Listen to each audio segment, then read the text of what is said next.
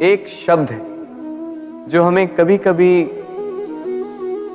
या कहो कई बार सुनाई देता है, स्वार्थ। वो व्यक्ति स्वार्थी है, उसने स्वार्थ में आके ये बुरा कर्म कर दिया, आदि इत्यादि। देखा जाए तो संसार स्वार्थ को पाप का मूल मानने लगा, परंतु क्या स्वार्थ सच में बुरा है? नहीं। स्वार्थ ये शब्द बना है स्व से, अर्थात स्वयं से। यानी कि जिस कार्य में केवल स्वयं का अर्थ हो, केवल स्वयं का लाभ चाप हो, वो स्वार्थ।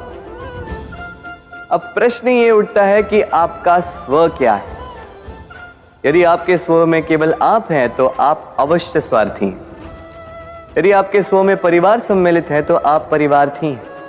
यदि आपके स्व में अन्य लोग सम्मिलित हैं तो आप परोपकारती हैं। और यदि आपके स्व में ये संसार सम्मिलित है तो आप परमार्थी हैं। तो अपने स्वार्थ से दूर ना जाएं, उसका विस्तार करें। अपने अस्तित्व का विस्तार करोगे तो ये स्वार्थ स्वयं ही परमार्थ में बदल जाएगा। आप इस संसार में ऐसे कई लोगों को जानते होंगे जिन्हें आप स्वार्थी मानते हैं, जो आवश्यकता पड़ने पर ही आपको स्मरण करते हैं, किंतु जैसे ही उनके आपके सहायता की आवश्यकता पड़ती है, हाथ जोड़कर आपके सामने सज्ज रहे। बड़ा क्रोध आता है ना इन पर, मन खिन्न हो जाता, मन से ये स्वर निकलता है कि इस व्यक्ति की सहायता न करें। ऐसा कभी मत कीजिए। आप सोचेंगे क्यों कह रहा हूं मैं ऐसा?